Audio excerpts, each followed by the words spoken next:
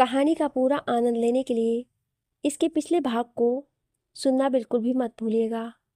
उसका प्लेलिस्ट का लिंक मैं आपको डिस्क्रिप्शन बॉक्स पर दे दूंगी और साथ में कमेंट बॉक्स में पिन भी कर दूंगी, तो आप वहां से भी जाकर सुन सकते हैं। अगली सुबह करीब 6 बजे कनक की जब नींद खुली तो वो बेड पर चारों तरफ देखने लगी। वो खुद को बेड पर अकेला पाकर थोड़ा हैरान हो गई, क्योंकि वो जानती थी कि सिवाय उसे इस हालत में कभी भी अकेला नहीं छोड़ता था। कनक सोची कि शायद सिवाय वॉशरूम में होगा। वो धीरे से बेड पर से नीचे उतरी और वॉशरूम की तरफ बढ़ी और वॉशरूम का डोर ओपन करके देखी तो सिवाय वहाँ भी नहीं था। वो मन में सोचने लगी कि आखिर सिवाय कहाँ चला गया। फिर कुछ सोचते हुए कनक खुद से बोली, क्या पता सिवाय अभी नीचे गए हों या फिर रुद्र जी से मिलने गए हों। ये सोच कनक वॉशरूम में सावन लेने के लिए चली गई। वहीं अपने रूम में सो रही तेजस्विनी की जब आंखें खुली तो उठकर बेड पर बैठी। अचानक ही उसे याद आया कि आज तो उसकी शादी है, वो भी राहुल के साथ। ये सोचते ही वो उदास हो गई। उसे अब राजवीर पर गुस्सा आ रहा था और वो दुखी भी थी। वो धीरे से अपने हाथों में लगी मेहंदी को देखने लगी, जो कि काफ़ी ज़्यादा गहरा था। वो अपने हथेली में लिखे नाम को देखी जिस पर राजवीर का नाम लिखा हुआ था। कल जब मेहंदी वाली तेजस्विनी से उसके दूल्हे का नाम पूछी तो तेजस्विनी बेख्याली में राजवीर का नाम बता दी। हालांकि सच्चाई तो यही था, दिल से तो वो राजवीर को ही अपना दूल्हा मानती थी। तो दिल की बात उसके होठों पर आ गई और मेहंदी वाली वही नाम उसके हथेली पर लिख दी। उसके हाथों में लगी मेहंदी राजवीर के सच्चे प्यार को दर्शा रहे थे। वो मेहंदी को देखकर उसकी आंखें नम हो गईं और नम आंखों के साथ वो मुंह बनाते हुए बोली, I hate you Rajveer, I really really hate you. तुम अभी भी कुछ नहीं कर सके, सिर्फ तुम्हारे कारण आज मैं किसी की और होने जा रही हूँ। इसके लिए मैं तुम्हें कभी माफ़ नहीं करूँगी। मैंने सोचा था शायद मैं गुस्सा रहूँगी तो तुम जल्दी ही इस शादी को कैंसिल करवा दोगी या फिर हम दोनों की शादी तय कर दोगी, पर तुम इतना भी नहीं कर सके। सच में तुम एक नंबर के डरपोक हो। मैं ही डफर इडियट बेवकूफ़ थी जो तुम जैसे डरपोक डम लड़के से प्यार कर बैठी। ये कहते हुए तेजस्विनी की आंखों से आंसू गालों पर लुढ़क आए, पर जल्द ही वो अपने आंसुओं को साफ करते बोली, मैं नहीं रोऊंगी और अब मैं तुमसे बिल्कुल भी बात नहीं करूंगी और ना ही मैं एक बार भी देखूंगी, क्योंकि मुझे पता है शायद मेरी किस्मत में अब राहुल ही लिखा है। ये कहते हुए तेजस्विनी बेड पर से उठी और वहाँ से वॉशरूम में चली गई। वहीं कोई था जो ये सब कुछ सुन रहा था। वो कोई और नहीं राजवीर था, जो कि आज सुबह ही तेजस्विनी को देखने के लिए रूम में आया था। पर वो तेजस्विनी के पास पहुंचता कि उससे पहले ही तेजस्विनी की नींद खुल गई थी, इसलिए वो डर के कारण वहीं रूम में एक साइड छुप गया था। वो जैसे जैसे तेजस्विनी की बातें सुनता गया तो वो खुद उदास हो गया। तभी उसका फ़ोन बजने लगा। वो जल्दी से कॉल कट किया और तुरंत ही रूम से बाहर चला गया। वहीं दूसरी तरफ रुद्र और परी तो आज कुछ ज़्यादा ही खुश थे। रुद्र तो सबसे ज़्यादा खुश था। फाइनली आज वो अपनी छोटी सी प्यारी सी बीबी को एक बार फिर से हमेशा हमेशा के लिए अपना बना लेगा और अब उन दोनों के बीच की दूरियां ख़त्म हो जाएंगी। हालांकि वो दोनों के बीच की दूरियां तो बहुत पहले ही ख़त्म हो चुकी थी, पर लोगों के बीच साथ में चलने में परहेज की जाती थी और रुद्र पूरी तरह से उस पर अपना हक नहीं जमा पाता था। इस कारण उसे थोड़ा बुरा लगता था, पर आज वो खुश था कि अब वो पूरी तरह से परी का हो जाएगा और परी उसकी हो जाएगी। अब उनके बीच कभी कोई दूरियां नहीं आएंगी। अब उसे इतना प्यार देगा कि उसकी ज़िंदगी के सारे दुख दर्द दूर हो जाएंगे। ये सोच सोच कर रुद्र एक्साइटेड हो रहा था।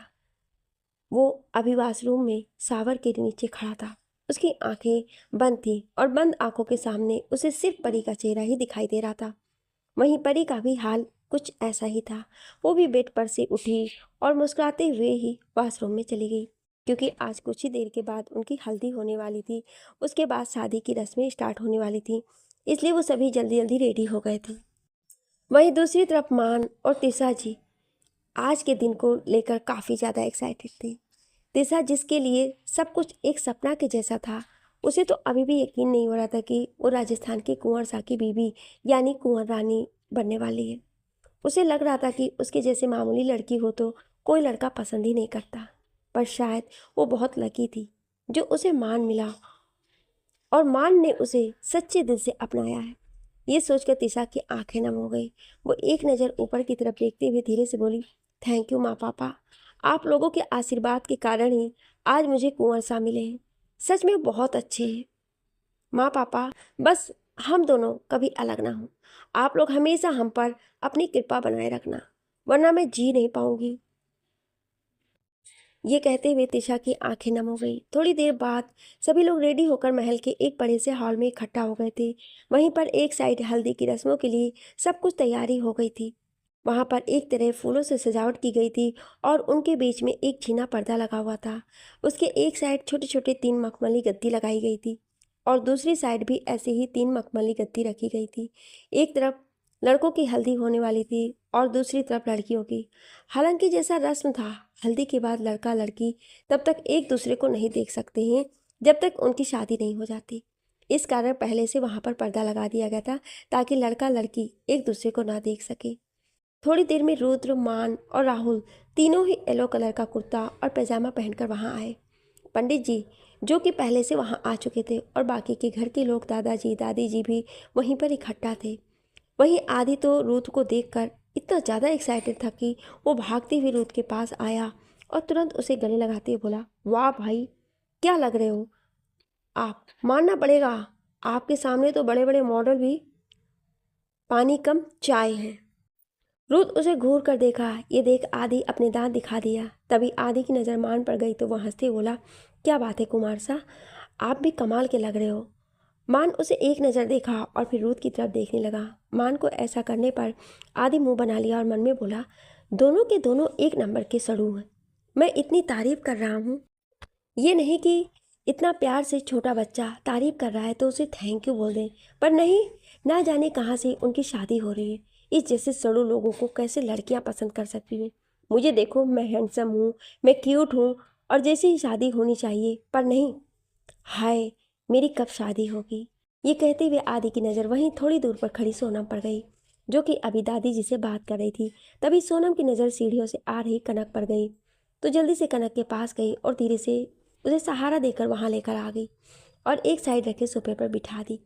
रुद्र इधर उधर नजरें घुमाते हुए सिवाय को ढूंढने लगा, पर उसे सिवाय कहीं नहीं दिखा। वो कनक की तरफ देखकर सिवाय के बारे में पूछने वाला था कि तभी उसकी नज़र सीढ़ियों से आ रही परी, तिरछा और तेजस्विनी पर चली गई। परी को देखते ही रुद्र तो जैसे उसमें खो सा गया था। परी ने इस वक्त येलो कलर का नेट का लहंगा पहन रखा था। उसने फ्लावर वाली ज्वेलरी पहन रखी थी और होठों पर पिंक कलर की लिपस्टिक और आंखों में काजल लगाए हुए परी बहुत ही खूबसूरत लग रही थी। उसकी लंबी चोटियां कमर तक लहरा रहे थे और बालों के लटे दोनों तरफ उसके गालों पर झूल रहे थे। रूथ तो जैसे परी की खूबसूरती में खोकर सब भूल गया था। पर अगले ही पल दादी जी सोनम की तरफ देखकर कुछ इशारा की, जिससे सोनम जल्दी से जाकर परी के सामने खड़ी हो गई। रुद्र अब परी को देख नहीं पा रहा था।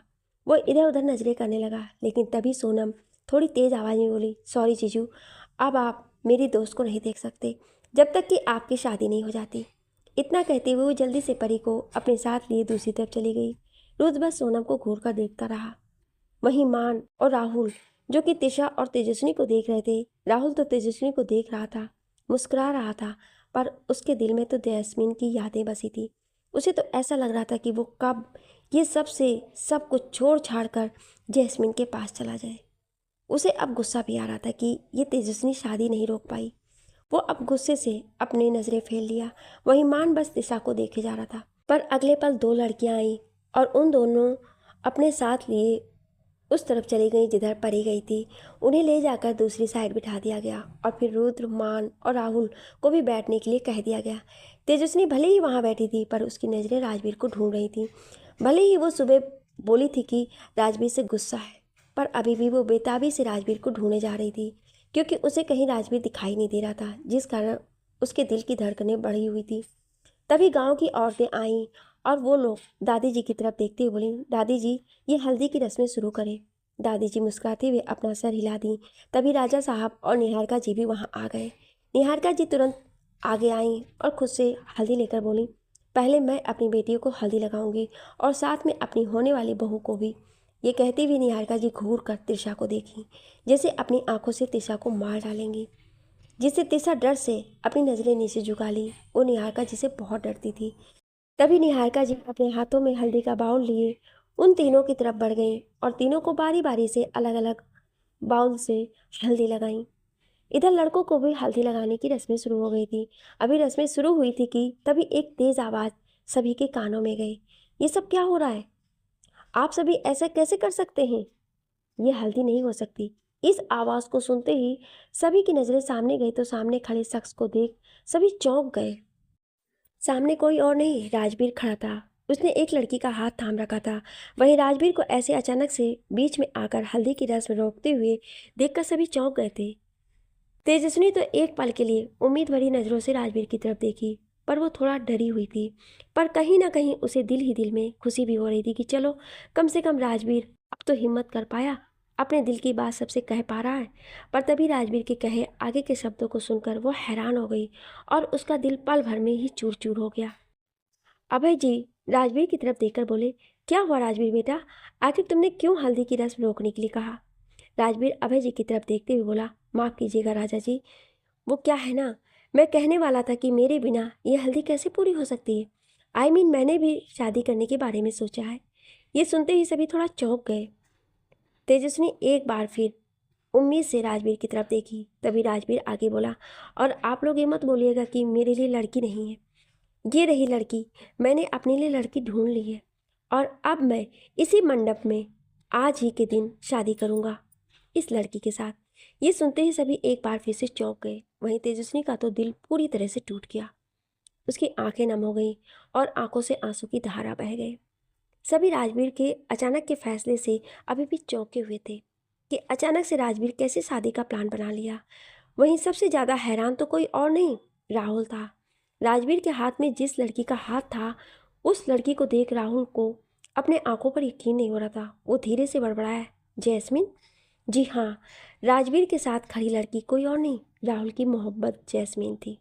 वहीं राहुल के डैड, जो कि जैस्मिन को कभी देखे नहीं थे, बस उन्होंने सुना था कि राहुल किसी क्रिश्चियन लड़की से प्यार करता है, इस कारण उन्होंने सीधे मना कर दिया था। वो जैस्मिन से मिलना तक नहीं चाहते थे। अभी कोई कुछ बोलता कि तभी पीछे से एक मिडिल एज के आदमी और औरत अंदर आए। वो दोनों कोई और नहीं, राजवीर के पेरेंट्स थे। राजवीर के मॉम डैड आए और उनकी नज़र सबसे पहले रूथ के दादाजी और दादी जी पर गई।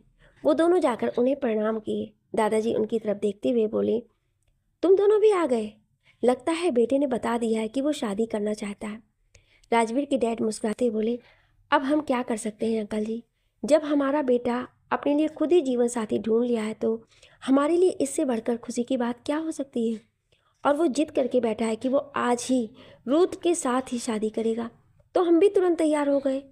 वहीं राजवीर की मॉम एक्साइटेड होकर बोली, मैं तो बहुत खुश हूँ कि अब कम से कम मेरे घर बहू तो आएगी। मैं इसे बहू नहीं, अपनी बेटी बनाकर रखूंगी। इतना कहते हुए राजवीर की मॉम प्यार से जैस्मिन के बालों में अपना हाथ घुमाई, जिससे राजवीर अपनी मॉम की तरफ देखने लगा। वहीं जैस्मिन बस हल्का सा मुस्कुरा दी।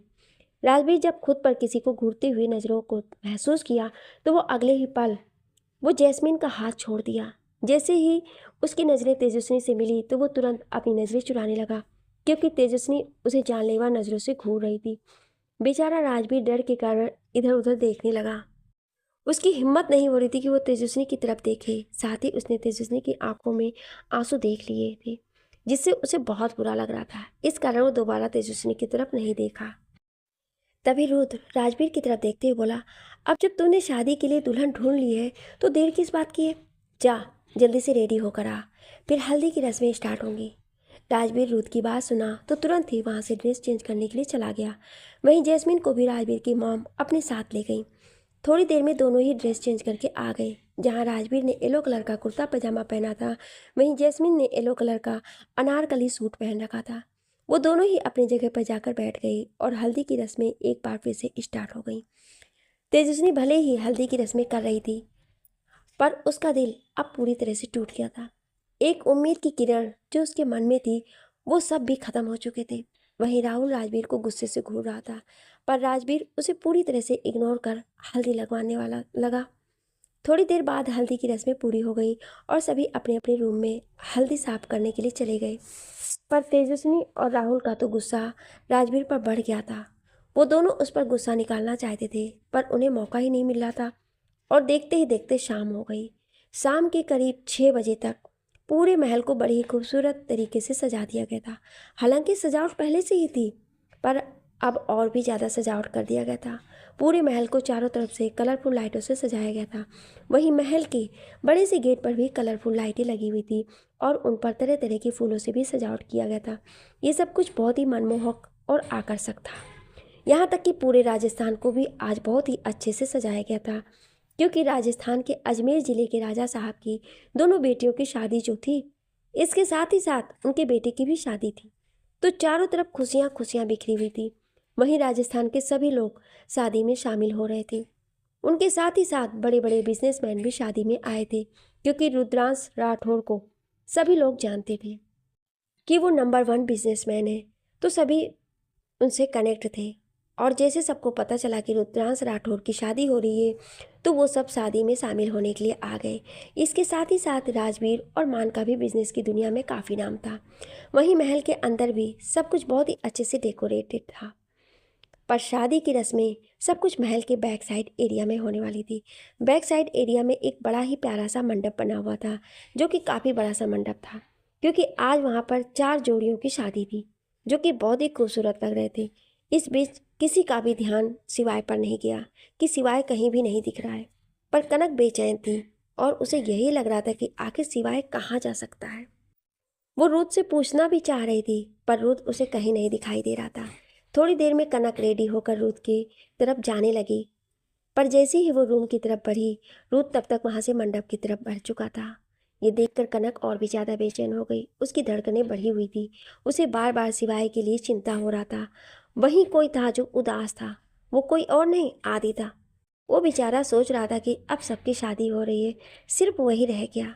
वो उम्मीद भरी नज़रों से सोनम की तरफ देखने लगा, पर सोनम उसे इग्नोर कर परी, तेजस्विनी, त्रिशा और जैस्मीन को लेने के लिए उनके रूम में चली गई। कुछ देर बाद चारों लड़के खूबसूरत शेरवानी पहने हुए मंडप में जाकर बैठ गए। उन चारों के चेहरे पर सेहरा बंधा हुआ था और उन चारों का ड्रेस भी बिल्कुल एक जैसा था। तभी पंडित जी उनके साथ रस्में करने लगे। कुछ देर बाद पंडित जी अभय जी की तरफ देखते हुए बोले, आप जरा दुल्हन को बुलाएं। ये सुनते ही अभय जी सोनम की तरफ देख इशारा किए तो सोनम और निहारिका जी दोनों ही परी, तेजस्विनी, त्रिशा और जैस्मीन को लेने के लिए चले गए। जहाँ निहारिका जी परी और तेजस्विनी को लेने गई थी, वहीं सोनम त्रिशा और जैस्मीन को लेने के लिए गई थी। वहीं मंडप में बैठे चारों दूल्हे बेसब्री से अपनी अपनी दुल्हन का इंतजार कर रहे थे और उनका इंतजार जल्दी खत्म हो गया। जब चारों दुल्हन मंडप की तरफ आती हुई उन्हें दिखी, उन चारों दुल्हनों ने बहुत ही खूबसूरत लहंगा पहन रखा था। जहाँ परी ने मैरून कलर का भारी सा राजस्थानी लहंगा पहन रखा था, वहीं तेजस्विनी ने पिंक कलर का लहंगा पहना था। त्रिशा ने क्रीम और ब्राउन कलर से मिलता जुलता हुआ भारी लहंगा पहना था। वहीं जैस्मीन ने पर्पल कलर का प्यारा सा लहंगा पहन रखा था। उन चारों को ही मंडप में लाकर बिठा दिया गया। वो चारों ही जाकर अपने अपने जीवन साथी के बगल में जाकर बैठ गईं और पंडित जी शादी की रस्में करने स्टार्ट कर दिए। दादाजी और दादी जी अपने पोते की शादी होती देख बहुत खुश हो रहे थे। दादाजी मुस्कुराते हुए रुद्र की माँ के बारे में सोचते हुए अपने मन में बोले, देखो बहू, आज तुम्हारा तय किया हुआ रिश्ता फाइनली पूरा होने जा रहा है। तुम्हारा जो सपना था वो तुम्हारे बेटे ने पूरा कर दिया। जिसे तुम अपने घर की बहू बनाना चाहती थी, आज वही लड़की पूरे रीति रिवाज के साथ और पूरे सम्मान के साथ तुम्हारे घर की बहू बन रही है। ये सब सोचते हुए दादाजी थोड़े भावुक हो गए थे। वहीं दादी जी भी थोड़ी भावुक थी। उन दोनों को ही अपने बेटे और बहू की याद आ रही थी। काश अगर वो दोनों भी यहाँ होते, तो वो दोनों भी खुशी खुशी अपने बेटे की शादी को देखते। तभी आदि उनके पास आया और उनके हाथों को पकड़ लिया। आदि को देख दादाजी और दादी जी मुस्कुरा दिए। वहीं मंडप में पंडित जी सारी रस्में कर रहे थे। तभी कुछ देर बाद पंडित जी अभय जी की तरफ देखते हुए बोले, कन्यादान के लिए कन्या के माता पिता को बुलाएं। पंडित जी की बात सुन अभय जी को अचानक से ही अपनी पहली पत्नी की याद आ गई। आखिर उन्होंने ही तो ये रिश्ता तय किया था और वही तो अभय जी की मोहब्बत थी। वो मोहब्बत जिससे उन्होंने अपनी मर्जी से शादी की थी और उन दोनों की प्यार की निशानी परी और मान थे। उन्हें एक पल के लिए लगा कि काश अगर वो होती तो उनके साथ में अपनी बेटी की कन्यादान करती। तभी निहारिका जी चलते हुए अभय जी के पास आई और बोली, राजा साहब, आप अभी यहीं खड़े हैं, चलिए हमें अपनी बेटियों का कन्यादान करना है। अभय जी बस अपना सिर हिला दिए और जैसे ही वो निहारिका जी के साथ मंडप की तरफ बढ़े कि तभी रुद्र की तेज आवाज़ उनके कानों में गई, रुक जाइए, कन्यादान अगर बेटी की सगी माँ करे तो और ज़्यादा बेहतर होगा। ये सुनते ही सभी चौंक गए। अभय जी रुद्र की तरफ देखते हुए बोले, रुद्र, ये क्या बकवास कर रहे हो? तुम अच्छी तरह से जानते हो कि मेरी पहली पत्नी और परी की माँ इस दुनिया में नहीं है। रुद्र ये सुनकर बोला, अगर मैं कहूँ कि वो है इस दुनिया में तो? जैसे ही रुद्र ये बोला तो निहारिका जी की सांसें ऊपर नीचे होने लगी और उनके चेहरे पर डर के भाव आ गए, जिसे रुद्र ने भी देख लिया। वो कुछ बोलती कि तभी सामने से एक औरत धीमे कदमों के साथ चलते हुए आने लगी, जिसे देखकर वहां मौजूद सभी लोगों की आंखें बड़ी बड़ी हो गईं।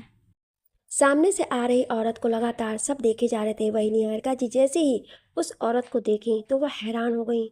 वहीं उस औरत के साथ इस वक्त कोई और नहीं सिवाय था। वो निहारिका जी की तरफ गुस्से से घूर कर देख रहा था। राजा साहब जैसे ही उस औरत की तरफ देखे तो उनके मुंह से निकला, जानकी। हाँ, सामने से आ रही औरत कोई और नहीं, परी की माँ जानकी प्रताप सिंह थी। वहीं परी जो कि मंडप में बैठी हुई थी, वो भी अपनी माँ को देखी तो उसकी आंखें नम हो गई। वो तुरंत उठकर जाने वाली थी कि तभी रुद्र ने परी का हाथ थाम लिया और पंडित जी परी की तरफ देखते हुए बोले, बेटा, अभी आप मंडप में से नहीं उठ सकती हैं। इस वक्त जानकी जी ने एक सिंपल सी साड़ी पहन रखी थी। वो निहारिका जी हैरानी से जानकी जी की तरफ देख रही थी, पर एकदम से वो अपने चेहरे के भाव बदली और मुस्कुराती हुई जानकी जी के पास जाकर बोली, दीदी, आप जिंदा हो? आप कहाँ थी दीदी? आप पता है, हम सब आपको सालों से ढूंढ रहे थे। अभी निहारिका जी बोल ही रही थी कि तभी चटाक की तेज आवाज़ वहाँ चारों तरफ गूंज उठा, क्योंकि निहारिका जी के गाल पर एक तेज थप्पड़ पड़ा था। और ये जोरदार थप्पड़ किसी और ने नहीं, जानकी जी ने मारा था। जानकी जी गुस्से से निहारिका जी की तरफ देखते हुए बोली, खबरदार, जो मुझे दीदी कहा। तूने तो मुझे पागल बनाने की पूरी तैयारी कर ली थी, यहाँ तक कि तूने तो मुझे जीते जी मार दिया था। पर मेरा भगवान मेरे साथ था, जो कि मुझे अभी तक सही सलामत रखा। निहारिका जी जैसे ही जानकी जी की आवाज़ सुनी और उन्हें बिल्कुल नॉर्मल देखी तो वह हैरान हो गई। अब तक तो आप सभी समझ गए होंगे कि यह औरत कोई और नहीं, वही है जिसे निहारिका जी ने इतने सालों से कैद में रखा था। उन्होंने खुद की ही बहन को कैद में रखा था, क्योंकि वो अभय जी से शादी करना चाहती थी। उन्हें अभय जी पहली नज़र में ही पसंद आ गए थे, पर अभय जी ने जानकी जी को पसंद किया था और उनसे शादी कर ली थी। इस कारण उनके अंदर जानकी जी के लिए नफरत भर गया था। वो बस मौके की तलाश में थी कि कब मौका मिले और वो जानकी जी को रास्ते से हटा दे।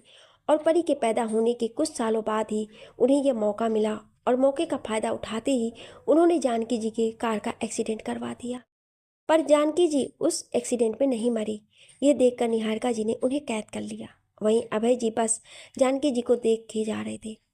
अभय जी जब थप्पड़ की आवाज़ सुने तो वो जानकी जी के पास आकर उनकी तरफ देखते हुए बोले, जानकी, क्या कर दिया है निहारिका ने, जो तुम इतना गुस्सा हो और तुमने ऐसे उसे थप्पड़ मारा? निहारिका जी घबराई हुई थी। वो जानकी जी एक नज़र अभय जी की तरफ देखी। वो कुछ बोलती कि उससे पहले ही रुद्र की तेज आवाज़ आई, अभी पता चल जाएगा सबको कि क्या किया है इन्होंने। इतना कहते हुए रुद्र ने सिवाय की तरफ देखकर कुछ इशारा किया, जिससे सिवाय अपनी पलकें झपका दिया और अगले ही पल वहाँ एक साइड लगे एलईडी पर एक वीडियो चलने लगा। उस वीडियो में निहारिका जी जानकी जी को टॉर्चर कर रही थी, उन्हें मार रही थी और बार बार उनसे यही पूछ रही थी कि महल का जो पेपर है कहाँ है। उन्हें वो पेपर जानना था और पूरे महल पर खुद कब्जा करना था। पर जानकी जी उन्हें बस खुद को छोड़ने के लिए विनती कर रही थी और तेज तेज चीख रही थी। उनकी हालत इतनी दयनीय थी जिसे देखकर अभय जी की आंखें नम हो गई। अभी तो रुद्र ने उनका ड्रेस चेंज करवा, जिस कारण वो फिर भी थोड़ी ठीक लग रही थी, पर उस वीडियो में उनकी हालत बहुत ही ज़्यादा बुरी थी। वो बिल्कुल पागल की तरह लग रही थी। ये वीडियो कल रात सिवाय ने ही अपने फ़ोन में रिकॉर्ड किया था। असल में जब सिवाय निहारिका जी के पीछे गया तो वो सीधे उसी जगह पर पहुंच गया जहां पर निहारिका जी ने जानकी जी को कैद करके रखा था। उस जगह को देखकर एक पल के लिए सिवाय थोड़ा चौंक गया, पर जैसे ही सामने का नज़ारा देखा तो वो हैरान हो गया। हालांकि उसने जानकी जी को पहले कभी देखा नहीं था, पर उसने महल में उनकी फ़ोटो देख रखी थी। लेकिन अभी जानकी जी की हालत इतनी ख़राब थी कि उन्हें देखकर कोई भी ढंग से पहचान नहीं पाता। सिवाय जैसे ही मौके का फ़ायदा उठाकर अंदर जाने वाला था, तभी पीछे से उसके सर पर एक तेज से वार हुआ और वो वहीं बेहोश हो गया। कुछ देर बाद जब उसकी आंखें खुली तो वो चेयर से बंधा हुआ था। निहारिका जी अब तक वहाँ से जा चुकी थी, पर उन्होंने अपने आदमियों को ऑर्डर दे दिया था कि इन दोनों को ही मत छोड़ना। और सिवाय भी कोई नॉर्मल इंसान तो था नहीं। उसने पहले ही कल रात जाने से पहले रुद्र को मैसेज कर दिया था, जिससे रुद्र, जो कि पहले से ही अपने सभी दोस्तों और फैमिली मेम्बर्स के पीछे गार्ड्स लगा रखे थे, जो कि उनके सेफ्टी के लिए था, जिनके बारे में उन लोगों को बिल्कुल भी नहीं पता था। गार्ड्स ने भी रुद्र को मैसेज करके सब कुछ इन्फॉर्म कर दिया था। वहीं रुद्र के पास अब सिवाय और गार्ड्स दोनों के ही मैसेज आ गए थे, जिसे देखकर रुद्र का चेहरा बदल गया और वो तुरंत अपने आदमियों को लेकर वहां पहुंच गया, जहां पर सिवाय और जानकी जी को कैद करके रखा गया था। रुद्र ने अपने आदमियों को ऑर्डर दिया कि इन दोनों को तुरंत यहाँ से निकालो और सुरक्षित महल में पहुंचा दो। रुद्र के आदमियों ने उनका ऑर्डर मानते हुए सिवाय और जानकी जी को तुरंत वहां से निकाल लिया और महल में पहुंचा दिया। ये सभी वीडियो देखकर और सिवाय की कही एक एक बातें सुनकर अभय जी का गुस्सा बढ़ गया। वहीं वहां मौजूद सारे लोग हैरानी से सब कुछ देख रहे थे। उनकी आंखों के सामने भी निहारिका जी का काला सच आ गया था। निहारिका जी इतनी गिरी हुई औरत है, ये किसी ने नहीं सोचा था। वो अपने बचाव में कुछ बोलती हैं कि तभी अभय जी उनकी तरफ गुस्से से देखते हुए बोले, अब हमें आपकी एक बात भी नहीं सुननी है निहारिका। तुमने सबको धोखा दिया है और अब मैं तुम्हें एक पल भी अपने आंखों के सामने बर्दाश्त नहीं कर सकता। इतना कहते हुए वो अपने आदमियों को ऑर्डर दिए कि निहारिका जी को यहाँ से घसीटते हुए लेकर जाएं, क्योंकि वो अब निहारिका जी पर कोई रहम नहीं करने वाले थे। निहारिका जी खुद को छुड़ाने की कोशिश करती हुई बोली, प्लीज़ राजा साहब, ऐसा मत करिए। आप हमारे पति हैं, मैं भी तो आपकी बीवी हूँ। आप ऐसा कैसे कर सकते हैं मेरे साथ? और हमारी बेटी तेजस्विनी की शादी है, तो आप ऐसे मुझे यहाँ से नहीं भगा सकते। अभय जी गुस्से से चिल्लाते बोले, बस बकवास बंद करिए। आप जैसी औरत कभी भी मेरी बीवी नहीं हो सकती। आप सिर्फ एक मतलबी औरत हैं। वहीं तेजस्विनी अपना माँ का काला सच देख बुरी तरह से टूट गई थी। उसकी आंखें नम हो गई थी और आंखों से आंसू गिरने लगे थे। पर तभी रुद्र के कहे शब्द सुन वो हैरान हो गई। रुद्र राजा जी की तरफ देखते हुए बोला, अभी आपको एक और सच नहीं मालूम है, और वो सच ये है कि तेजस्विनी आपकी और जानकी माँ की बेटी है, ना कि निहारिका जी की। ये सुनते ही अभय जी एक बार फिर से चौंक गए। वो जानकी जी की तरफ देखे तो जानकी जी अपनी पलकें झपका दी, क्योंकि जिस वक्त उनका एक्सीडेंट हुआ था उस वक्त वो माँ बनने वाली थी। वो अभय जी को ये खुशखबरी दे पाती कि उससे पहले ही उनका एक्सीडेंट हो गया था, और इसी बात का फ़ायदा निहारिका जी ने उठाया और उन्होंने अभय जी से सब झूठ बोल दिया कि उनके पेट में उनका अंश पल रहा है। पर सच्चाई तो ये थी कि अभय जी ने तो कभी निहारिका जी को छुआ तक नहीं था। नशे की हालत में भी उन्होंने सिर्फ जानकी जी का ही नाम लिया था। ये सब सुन अभय जी को भी अभी तक खुद में ही शर्मिंदगी से मरे जा रहे थे। उनकी आंखों से आंसू गिरने लगे। उनका गुस्सा अब निहारिका जी के लिए और बढ़ गया था। उनकी आंखों में निहारिका जी के लिए नफरत साफ दिखाई दे रहा था। निहारिका जी कुछ बोलने वाली थी कि तभी गार्ड्स उन्हें घसीटते हुए वहां से लेकर चले गए, क्योंकि अभय जी अब उन्हें एक पल भी वहां नहीं देखना चाहते थे। थोड़ी देर बाद वहां का माहौल धीरे धीरे बदल गया। तेजस्विनी भी बहुत खुश थी ये जानकर कि उसकी असली माँ निहारिका जी नहीं बल्कि जानकी जी हैं। वहीं परी और तेजस्विनी दोनों अपनी माँ को देखकर उनसे मिलने के लिए जाने वाली थीं, पर अभी वो दोनों ही मंडप पर बैठी थीं और जब तक शादी की रस्में पूरी नहीं हो जाती वो दोनों मंडप से नहीं उठ सकती थीं। तभी पंडित जी वापस से शादी की रस्में करना शुरू किए और अभय जी अपनी पत्नी जानकी जी के साथ अपनी दोनों बेटियों का कन्यादान किया। वहीं जैस्मिन का कन्यादान करने के लिए वहाँ पर राजवीर के मॉम डैड आ गए, क्योंकि जैस्मिन अनाथ थी। वहीं तिशा का कन्यादान रुद्र के दादा दादी खुद ही किए थे। इस बीच किसी का भी ध्यान इस पर नहीं गया कि राजवीर के मॉम डैड जैस्मिन का कन्यादान कर रहे हैं, क्योंकि वो सभी अभी पूरी तरह से जानकी जी और अभय जी को देख रहे थे और जानकी जी को सही सलामत देख वहाँ मौजूद सभी लोग बहुत खुश थे।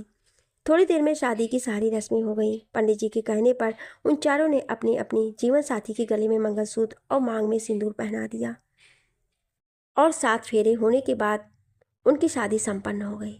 पंडित जी सबकी तरफ देखते हुए बोले, शादी संपन्न हुई, अब आप सभी अपने बड़ों का आशीर्वाद ले लीजिए। ये सुनते ही सभी जोड़े खड़े हुए थे और अपने अपने बड़ों की तरफ बढ़ गए और आशीर्वाद लेने लगे। राहुल अपने डैड के पास अपनी बीवी के साथ नीचे झुककर आशीर्वाद लेने गया तो राहुल के डैड मुस्कुराते बोले, बेटियां ऐसे पैर नहीं छूती हैं। वहीं रुद्र और परी दोनों दादा दादी के पास आए और आशीर्वाद लिए। फिर अभय जी और जानकी जी के पास जाकर आशीर्वाद लिए। जानकी जी तुरंत अपनी बेटी को अपने सीने से लगा ली।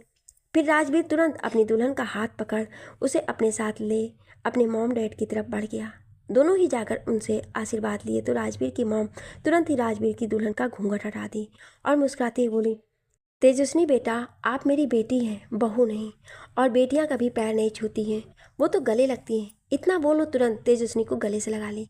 वहीं राजवीर के मॉम की बात सुनकर सभी की नज़रें उस तरफ चली गईं और राजवीर के बगल में खड़ी लड़की को देख सभी चौंक गए। राहुल के डैड की बात सुनकर सभी की आंखें बड़ी हो गई थी। वो गुस्से से चिल्लाते बोले, ये सब क्या मजाक हो रहा है? यहाँ पर मैं अपनी बेटी की शादी की तेजस्विनी से करने के लिए आया था, तो फिर कैसे ये दुल्हन आपस में बदल गई? इतनी बड़ी गलती कैसे हो गई? वहीं मान और त्रिशा, जो कि अभय और जानकी जी को पैरों को छूकर उनके आशीर्वाद ले रहे थे, उनके कानों में राहुल के डैड की तेज आवाज़ गई तो वो दोनों भी उनकी तरफ देखने लगे। वहीं अभय जी, जानकी जी भी देखे तो उन्हें भी कुछ समझ नहीं आ रहा था। हालांकि अभय जी एक पल के लिए ये सब देख बुरी तरह से चौंक गए थे, क्योंकि उन्होंने तो अपने बेटे की शादी राहुल से तय किए थे। वो भी तुरंत हैरानी से बोले, सच में ये क्या हो गया? इतनी बड़ी गलती कैसे हो गई?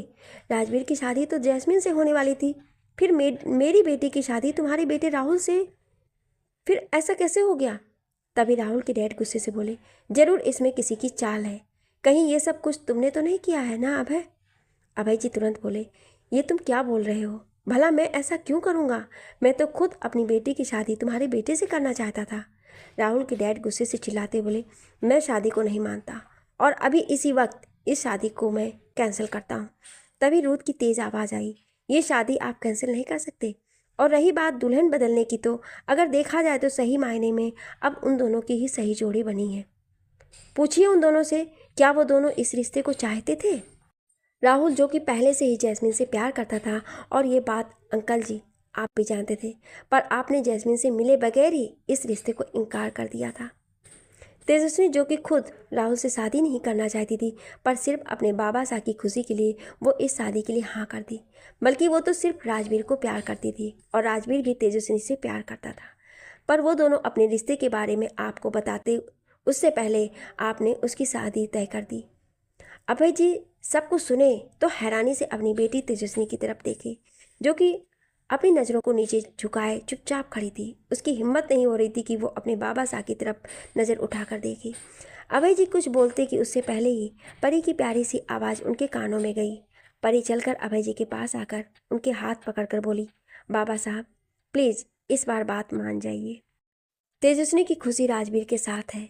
मैं भी ये बात जानती थी कि वो दोनों एक दूसरे से प्यार करते हैं, पर तेजस्विनी ने मुझे कसम दे रखा था कि मैं किसी को भी ये बात ना बताऊं, क्योंकि वो आपको दुखी नहीं देखना चाहती थी। अभय जी प्यार से परी के सर पर हाथ फेरे और फिर तेजस्विनी के पास गए।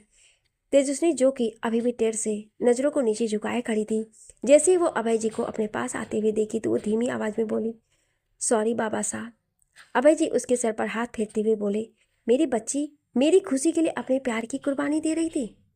भला कोई पिता कैसे ये चाहेगा कि उसकी बेटी जिंदगी भर किसी ऐसे इंसान के साथ रहे जिसके साथ वो कभी खुश नहीं रह सकती, जबकि उसकी खुशियाँ किसी और इंसान के साथ है।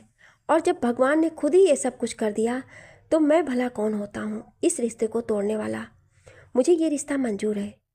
अभी ये सब कुछ करने वाले भगवान ने किया था, या फिर ये सब कुछ रुद्र ने ही किया धरा था, ये तो रुद्र और राजवीर ही जानते थे। अभय जी की बात सुनकर सभी की होठों पर मुस्कुराहट आ गई। राजवीर की तो खुशी का ठिकाना नहीं था। वहीं जानकी जी भी तेजस्विनी के पास आई और उसके सर को सहलाते बोली, मेरी प्यारी छोटी सी बच्ची। ये सुनते ही तेजस्विनी तुरंत जानकी जी की गले लग गई और रोने लगी। जानकी जी उसे प्यार से शांत कराती बोली, बस बस मेरी बच्ची, बस तुम्हें दुनिया की सारी खुशियाँ मिले, मेरी बस यही आशीर्वाद है तुम्हारे साथ। मेरी दोनों बेटियां हमेशा खुश रहें, उनकी खुशियों को किसी की भी नज़र ना लगे। वहीं बाकी सब भी बहुत खुश थे, सिर्फ राहुल के डैड को छोड़कर। वो गुस्से से चिल्लाते बोले, वाह अभय वाह, तुमने तो इस रिश्ते को अपना लिया, लेकिन मैं इस लड़की को कभी भी नहीं अपनाऊंगा। ये दूसरे धर्म की है, भला मैं दूसरे धर्म की लड़की को कैसे अपना सकता हूँ? ऊपर से ये लड़की अनाथ भी है, समाज क्या कहेगा? वो तो मुझे गालियाँ ही देगा। इस जैसी लड़की को मैं अपने घर की बहू कभी नहीं बनाऊंगा। राहुल अपने डैड की बात सुना तो बहुत बुरा लगा।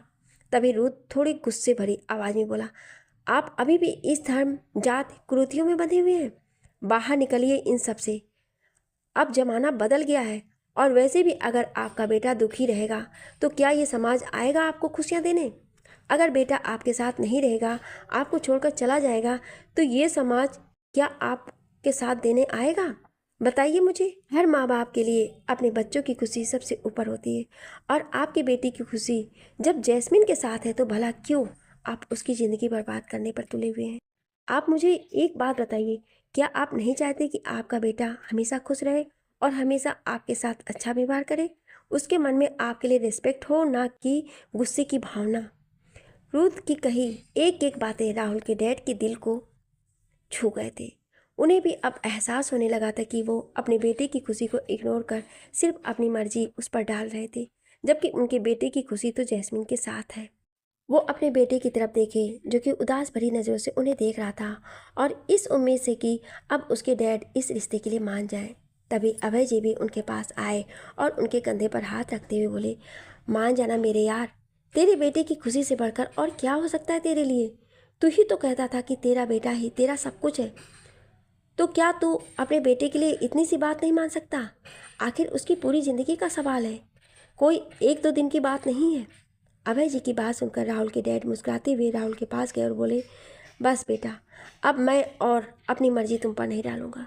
मुझे मंजूर है ये रिश्ता, मुझे मंजूर है जैस्मिन अपनी बहू के रूप में। जैसे ही वो ये बात बोले तो राहुल खुशी से तुरंत अपने डैड के गले लग गया। तभी राहुल के डैड जैस्मिन के पास गए और उसके सर पर हाथ रखते हुए बोले, माफ़ कर दो बेटा, मैं गुस्से में तुम्हें बहुत कुछ भला बुरा बोल दिया। हो सके तो मेरी आखिरी गलती समझकर मुझे माफ़ कर देना। तभी जैस्मिन नामे अपनी गर्दन को हिलाते हुए तुरंत उनके हाथ पकड़कर बोली, नहीं पापा जी, मुझे आपकी कही किसी भी बातों का बुरा नहीं लगा। ये सुनते ही राहुल के डैड मुस्कुराते बोले, हमेशा खुश रहो बच्चा, तुम्हें दुनिया की सारी खुशियाँ मिले। वहीं बाकी सब भी खुशी से तालियां बजाने लगे। एक बार फिर वहाँ पर चारों तरफ खुशियाँ ही खुशियाँ फैल गईं। सिवाय तुरंत कनक के पास आया और तुरंत उसे अपने सीने से लगाते हुए बोला, कैसी हो बीबी, कोई प्रॉब्लम तो नहीं है, तुम ठीक तो हो ना? कनक मुस्कुराते हुए सिवाय के सीने से लगकर बोली, आप हैं तो भला मुझे क्या हो सकता है? उसी समय वहाँ पर सिवाय के मॉम डैड आए और उन दोनों के सर पर हाथ रखते हुए बोले, और हम दोनों भी तुम दोनों के साथ हैं। जैसे ही बाकी सब और सिवाय अपने मॉम डैड को देखा तो उसकी आंखें नम हो गईं। आज से पहले कभी भी उसके मॉम डैड उस पर ध्यान नहीं दिए। उसके डैड अपने बिजनेस में और मॉम किटी पार्टी में ही बिजी रहती थी, और उन लोगों ने तो कनक को अपनी बहू तक नहीं माना था। लेकिन फाइनली अब उन लोगों ने भी कनक को अपनी बहू एक्सेप्ट कर लिया, और सिवाय ये सब कुछ अच्छी तरह से जानता था कि ये सब करने वाला कोई और नहीं, उसका दोस्त रुद्र है। वहीं रूथ की तरफ मुस्कुराते हुए देखा तो वो रूथ भी बस हल्का सा मुस्कुरा दिया। अब सभी खुश थे सिवाय आदि को छोड़कर। वो सब की तरफ देखते हुए बोला, आप सभी बहुत बुरे हो। आप सबने अपने अपने पसंद की लड़की से तो शादी कर लिया, पर मेरा किसी ने नहीं देखा। किसी को तो मुझसे प्यार ही नहीं है। आदि की बात सुनकर सभी उसे घूर कर देखे। तभी दादाजी अपनी छड़ी बजाते हुए बोले, क्या बोला तू नालायक? अब तू जैसे नालायक से कौन शादी करेगा? कोई बेवकूफ़ ही होगी जो तेरा हाथ थामेगी। जैसे ही दादाजी की आवाज़ सबके कानों में गई, सभी की नज़रें सोनम पर चली गईं, जो कि अपनी नज़रें चुराते हुए इधर उधर देख रही थी। तभी आदि सोनम की तरफ बढ़ा और उसका हाथ पकड़कर बोला, ये लड़की है, मैं सोनम से शादी करूँगा, और सोनम भी मुझसे शादी करना चाहती है। हम दोनों ही एक दूसरे से बहुत प्यार करते हैं, और हाँ, मेरी सोनम बेबी बहुत ही प्यारी है। वो बिल्कुल भी बेवकूफ़ नहीं है, समझे दादाजी? और आप ऐसा क्यों बोलते हो कि मैं नालायक हूँ? मैं तो आपका सबसे समझदार और बुद्धिमान पोता हूँ। दादी जी आदि को अपने पास बुलाई। आदि तुरंत सोनम के गाल पर किस कर दादी जी की तरफ बढ़ गया। वहीं सभी सोनम को ही देख रहे थे। बेचारी सोनम को तो शर्म से बुरा हाल था। वो मन ही मन आदि को गालियां देने लगी। वहीं आदि जैसे ही दादी के पास गया तो दादी जी तुरंत उसके कान पकड़कर बोली, बेशर्म, कुछ तो शर्म कर ले। ऐसी बेशर्मी दिखाएगा तो तेरी शादी ही नहीं हो पाएगी, बल्कि सोनम भी भाग जाएगी तुझे छोड़कर। दादी की बात सुनते ही आदि का मुंह बन गया। तभी दादी जी आगे बोली, वैसे हमें सोनम पसंद है। जल्दी सोनम के मॉम डैड से मिलकर हम तुम दोनों का रिश्ते तय कर देंगे। जैसे ही आदि ये सुना तो वो खुशी से उछलते हुए बोला, वाह दादी, यू आर टू गुड। इतना बोल वो दादी के गाल को भी चूम लिया। दादी जी उसके कंधे पर मारती बोली, धत नालायक कहीं का। तभी दादाजी दादी जी को पकड़कर अपनी तरफ खींच लिए और आदि को घूर कर देखते हुए बोले, खबरदार, जो मेरी बीवी को लाइन मारा तो तेरी टांगे तोड़ दूंगा। वहीं दादी जी की बात सुनकर सभी लोग एक साथ हंसने लगे। कुछ देर में परी और तेजस्विनी की धूमधाम से विदाई हो गई और त्रिशा का घर में गृह प्रवेश हुआ। परी वापस मुंबई पहुंची और राठौर मैंसन में उसका बहुत ही अच्छे से गृह प्रवेश हुआ। वहीं राजवीर के घर पर भी तेजस्विनी का बहुत ही अच्छे से गृह प्रवेश हुआ था। कनक का भी उसके ससुराल में बहुत ही धूमधाम से वेलकम हुआ। आप सभी को अपने जीवन साथी मिल गए थे और सब बहुत खुश भी थे। कुछ महीनों बाद आदि की भी सोनम के साथ बड़ी ही धूमधाम से शादी हो गई। आदि तो सोनम को पाकर इतना खुश था कि वो खुशी के मारे उसे तुरंत अपनी गोद में उठा लिया और बिना किसी पर ध्यान दिए उसे लेकर अपने रूम में चला गया। वहीं बाकी सब आदि को ये उतावलापन देख हंसने लगे। आप सभी को उनके उनके पार्टनर मिल गए थे और सभी अपने अपने पार्टनर के साथ में बहुत खुश थे। रुद्र और परी को हमेशा हमेशा के लिए एक दूसरे का साथ मिल गया था, जिससे दोनों बहुत खुश थे। आज मैं अपनी इस कहानी को यहीं पर एंड करती हूँ। आज तक का सफ़र आप लोगों के साथ बहुत ही अच्छा था। आप सभी ने मुझे बहुत सारा प्यार दिया। बस इसी तरह आप सभी मेरी बाकी की स्टोरी को भी अपना प्यार और सपोर्ट दें। और आप लोगों का बहुत बहुत धन्यवाद इस कहानी के साथ अंत तक बने रहने के लिए।